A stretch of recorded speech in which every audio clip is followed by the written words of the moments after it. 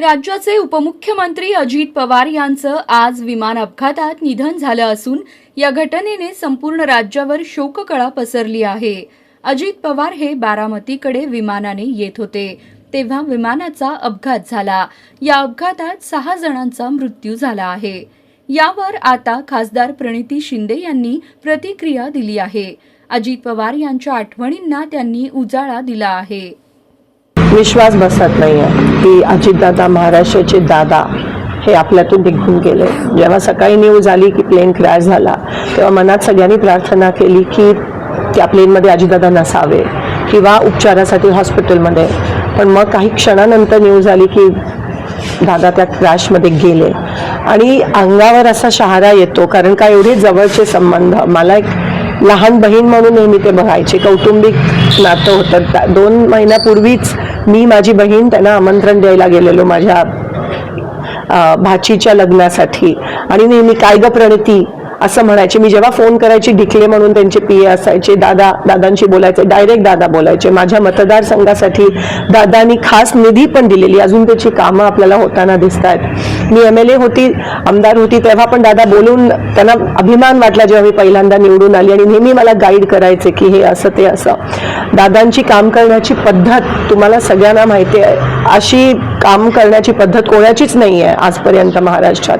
Direct अधिकाऱ्यांना phone करणं, direct कार्यकर्त्यांची कामं करणं, कुठेही किती लांब उभा असला तरी बोलवायला हाक मारून बोलवायचे आणि प्रत्येक कार्यकर्त्याच्या मनात हृदयात दादांनी एक जागा बनवली होती।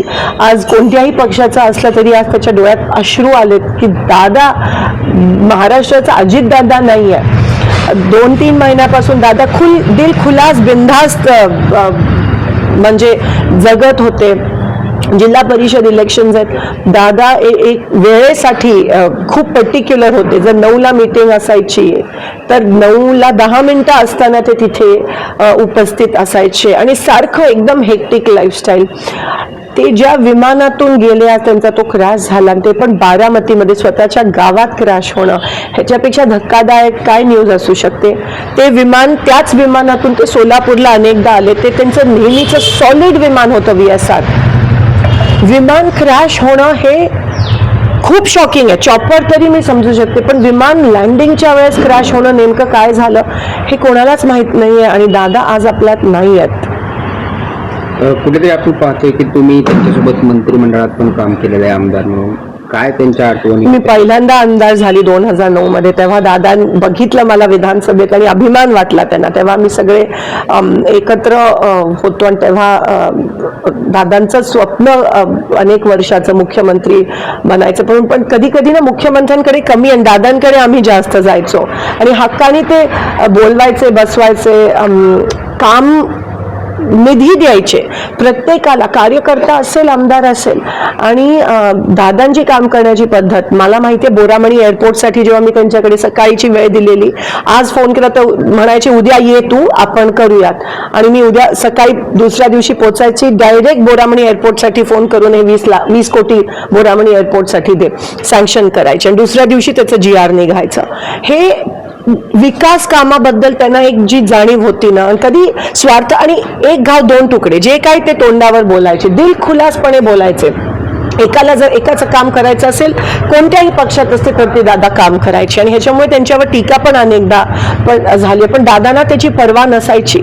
आज पण ते ज्या पद्धतीत आपल्या लोकांसाठी, त्यांच्या लोकांसाठी वन फिरायचे प्रचारासाठी, कोणी बोलवलं तर लगेच जायचे, फोन उचलायचे। हे तुम्हाला दिसणार नाही अनेक लोकांमध्ये महाराष्ट्रात आणि म्हणून आज एक खूप मोठी पोकळी निर्माण झाली आहे, कारण का दादा गेले, विश्वास होत नाही आहे। आता पण त्यांच्या मिसेस, आज पार्लमेंटचा पहिला दिवस आहे, आज प्रेसिडेन्शियल ॲड्रेस आहे, पण आम्ही काही जण जाऊ शकलो नाही जिल्हा परिषद इलेक्शनमुळे।